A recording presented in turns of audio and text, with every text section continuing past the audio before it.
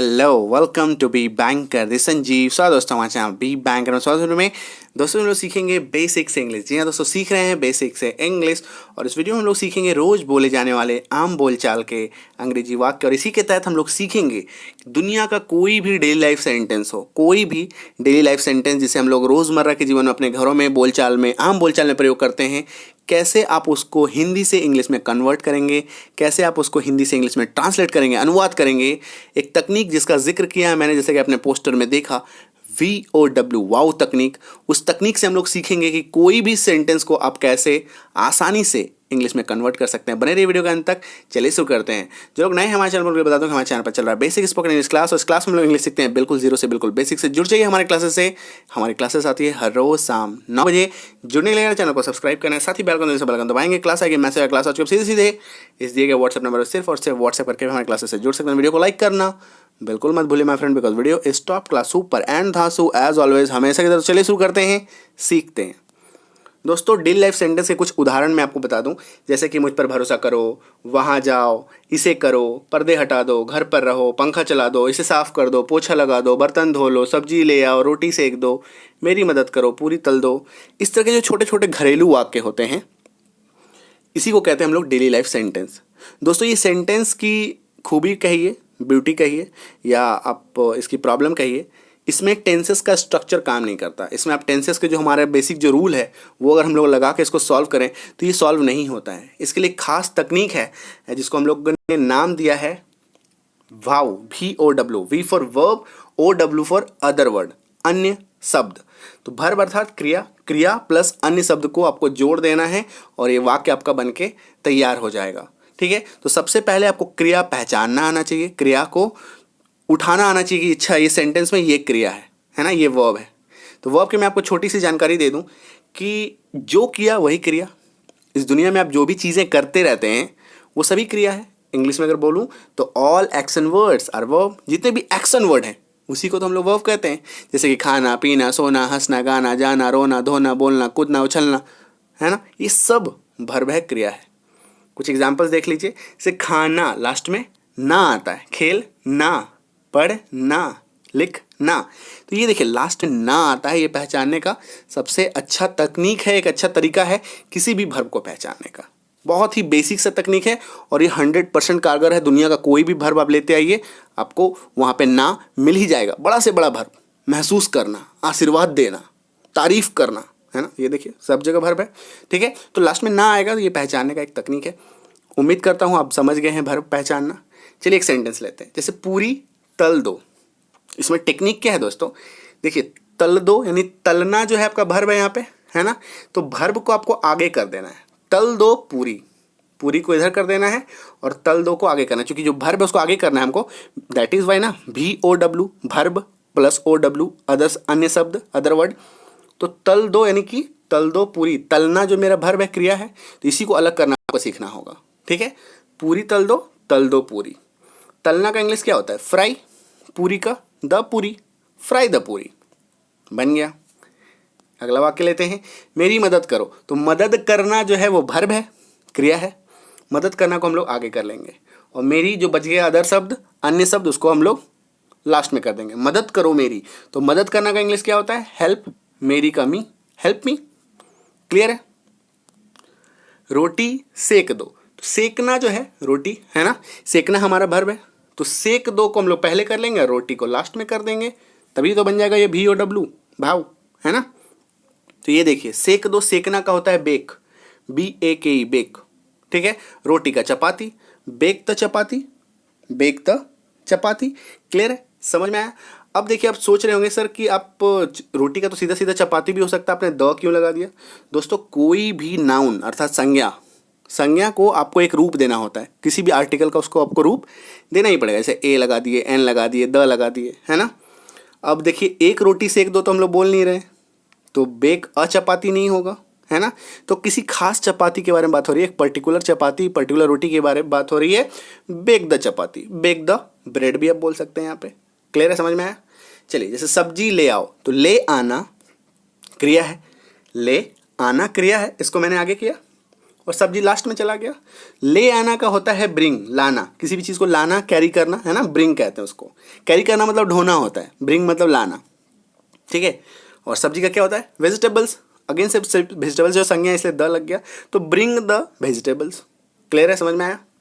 बर्तन धो लो, धोना, है ना, धोना हमारा क्रिया है, भर्ब है, इसको धो लो को आगे कर दिया, बर्तन को लास्ट किया, धो लो बर्तन, तो धो लो का वॉश होता है, धोना, वॉश मतलब धो देना।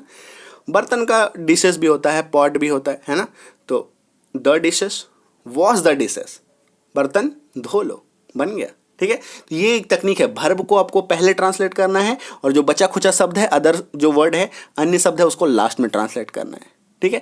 तो डेली लाइफ सेंटेंस दोस्तों, इस तकनीक से आप कम से कम 500 से भी ऊपर सेंटेंस को भी आप ट्रांसलेट कर सकते हैं, क्योंकि जो हमारे घरेलू जीवन में जो प्रयोग होते हैं, है ना, ये लगभग इनकी एक लिस्ट है, जिसमें हम लोगों ने देखा है 400 से 500 वाक्य की सेंटेंस की एक लिस्ट होती है। उसको अगर आप कर लेते हैं, ट्रांसलेट कर लेते हैं, प्रैक्टिस कर लेते हैं, एक तो तकनीक से सीख लेते हैं, तो कोई भी सेंटेंस ला के दे दो खुद से ट्रांसलेट कर लेते हैं, है ना।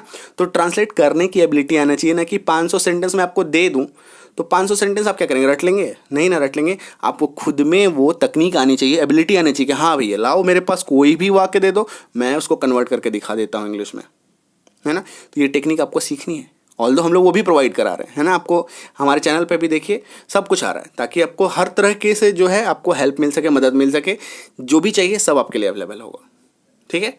तो आपको मैं टेक्निक भी सिखा रहा हूँ और आपको लिस्ट भी दे रहा हूँ, है ना। चलिए, तो ये देखिए, वॉश द डिशेस समझ में आया। पोछा लगा दो, तो लगाना, पोछा लगाना, है ना, पोछा लगाना हमारा एक यहाँ पे भर्ब हो गया। यहाँ पे देखिए पूरा का पूरा भर्ब ही है, पोछा लगाना, ठीक है। तो पोछा लगा दो, यहाँ लगा दिया। अब है यहाँ पे एक चीज़ हिडन है, छुपा हुआ है। पोछा कहाँ लगाना है, हवा पे लगाना है, आसमान में लगाना है, नहीं ना, कहाँ पे लगाना है, फ्लोर में लगाना है। कहाँ लगाना है, फर्श पे। पोछा लगा दो फर्श पे, तो मॉप द फ्लोर, ठीक है। पोछा लगाना का मॉप होता है, और चूंकि फ्लोर तो यहाँ पे हिडन है, छुपा हुआ है ना, तो मॉप द फ्लोर। समझ में आया। इसीलिए कहीं कहीं पे कुछ कुछ चीज़ें ऐड हो जाती हैं, क्योंकि वो छुपी हुई होती है। जैसे पानी लाओ, ठीक है, पानी लाओ।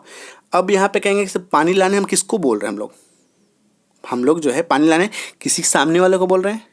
You please bring the water, है ना, तो यू यहाँ पे छुपा हुआ है, ठीक है।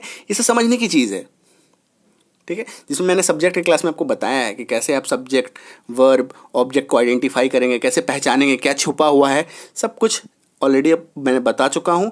जो लोग नए हैं काइंडली विजिट कीजिए चैनल पे, वीडियोस में जाइए, प्लेलिस्ट में जाइए, सभी वीडियोस, सभी क्लासेस ऑलरेडी अपलोडेड हैं, ठीक है। तो आपके सारे कन्फ्यूजन दूर हो जाएंगे, सभी को जाके देखिए। जैसे इसे साफ कर दो, साफ करना जो है ये हमारा भर्ब है, क्रिया है, तो साफ कर दो मैंने यहाँ पे आगे कर लिया, भर्ब है, क्रिया है। इसे ये लास्ट में चला गया। साफ करना क्या होता है, क्लीन होता है, इसे का इट होता है, क्लीन इट। साफ कर दो, इसे साफ कर दो, क्लीन इट।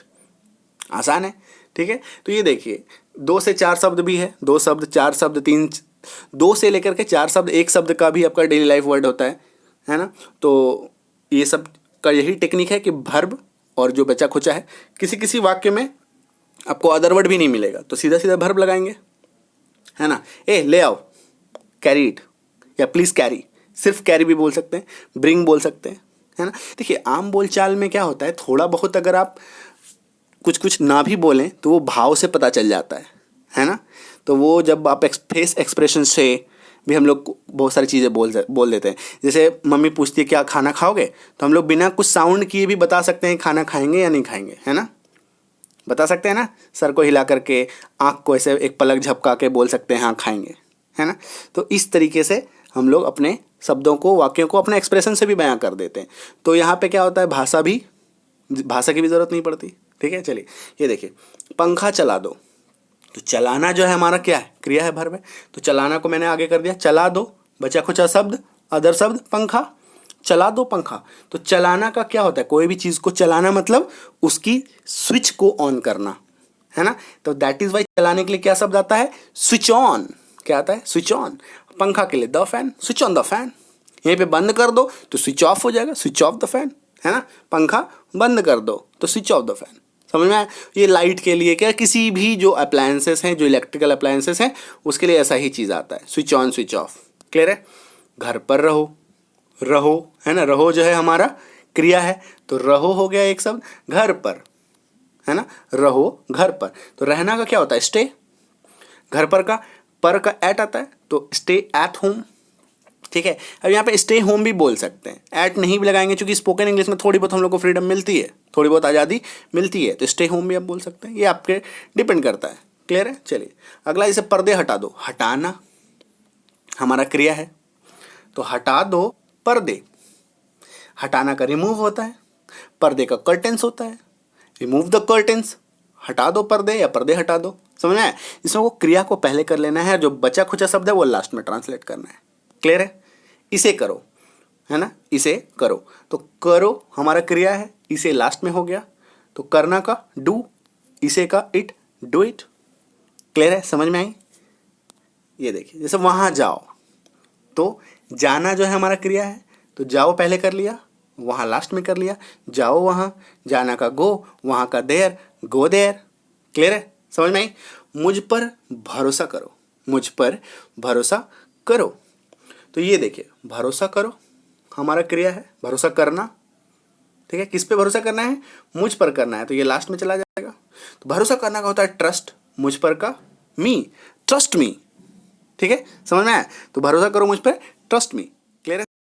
तो उम्मीद करता हूं दोस्तों कि आप समझ चुके हैं कि कोई भी डेली लाइफ सेंटेंस को कैसे ट्रांसलेट करेंगे। जैसे कि मैंने आपको बताया दोस्तों कि डेली लाइफ सेंटेंस पे टेंसेस के स्ट्रक्चर्स काम नहीं करते, आपको एक और एक तकनीक यूज करना है, that is VOW, verb plus OW अर्थात अदर वर्ड्स, इन्हीं को मिला करके आपको बनाना है। पहले वर्ब को आइडेंटिफाई करना है, क्रिया को पहचानना है, क्रिया को पहले ट्रांसलेट करेंगे और जो बचे खुचे शब्द हैं उसको हम लोग लास्ट में ट्रांसलेट करेंगे। तो इससे आप कोई भी डेली लाइफ सेंटेंस, घर में जो प्रयोग होने वाले शब्द हैं, उसको आसानी से ट्रांसलेट कर सकते हैं, इंग्लिश में कन्वर्ट कर सकते हैं।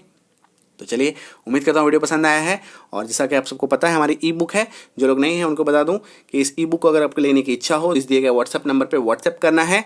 वहाँ पे आपको ई बुक जो है एक लिंक आएगी, वहाँ पे फर्दर प्रोसीजर को कंप्लीट करके नाम, ईमेल आईडी वगैरह भर के आप इस ई बुक को डाउनलोड कर सकते हैं। इस ई बुक में कंप्लीट 500+ कलरफुल पेजेस हैं, 55+ टॉपिक है।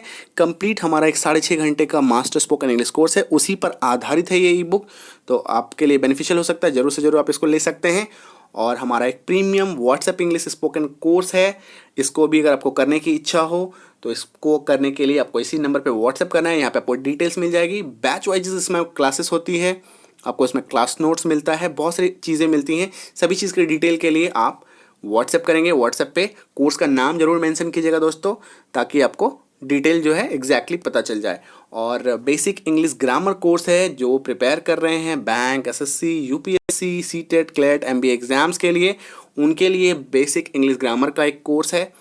अगर आपकी इच्छा हो तो इसको भी आप ले सकते हैं, और इसके लिए भी आपको इसी दिए गए नंबर पे व्हाट्सएप करना है कोर्स के नाम के साथ। And basic English grammar for kids भी है, बच्चों के लिए इंग्लिश ग्रामर का कोर्स। अगर आप अपने बच्चों को, ये बेसिकली पेरेंट्स के लिए कोर्स है, तो अगर आप चाहें अपने बच्चों को ये देना, तो बच्चों के लिए जो ग्रामर की, बेसिक ग्रामर की जो कोर्स होती है, बहुत सारे बच्चों को ग्रामर में बहुत कन्फ्यूजन होता है, समझ में ही नहीं आता ग्रामर की है क्या चीज़, है ना। तो उनके लिए स्पेशल डिज़ाइंड एक हमारा कोर्स है, उसको भी अगर आपके लेने की इच्छा हो तो इस दिए गए व्हाट्सएप नंबर पर व्हाट्सएप करेंगे आप। और basic English grammar and writing की जो स्किल्स है, जैसे कि लेटर राइटिंग, ऐसे राइटिंग, एप्लीकेशन राइटिंग, इसको कैसे लिखना है, ये सभी जो स्कूल गोअर्स बच्चे हैं उनके लिए अगर आप लेना चाहते हैं तो इसके लिए भी आप इस दिए गए व्हाट्सएप नंबर पे व्हाट्सएप करेंगे माय फ्रेंड, ओके। एंड एक प्रीमियम कॉम्पिटिटिव इंग्लिश कोर्स है, अगेन से जो bank, SSC, PSC, CTET, CLET, MBA exams के लिए प्रिपेयर कर रहे हैं, उनके लिए कंप्लीट लर्निंग का एक कोर्स है, जिसमें पैराजम्बल्स, पैरा कंप्लीशंस, RCs कैसे टैकल करना है, including grammar, spot the error, है ना, जो कंप्लीट सिलेबस है इंग्लिश का, वो सब कुछ आपको इसमें मिलता है। इसकी जानकारी के लिए भी आपको इस दिए गए व्हाट्सएप नंबर पे व्हाट्सएप करना है। एंड मस्ट रिमेंबर, कोर्स का नाम जरूर मेंशन कीजिएगा, okay my friend. Thank you so much for watching. बने रहिए ऐसे ही ऑसम और धांसू वीडियोस के लिए। B bank, empowering life through knowledge. All the best, happy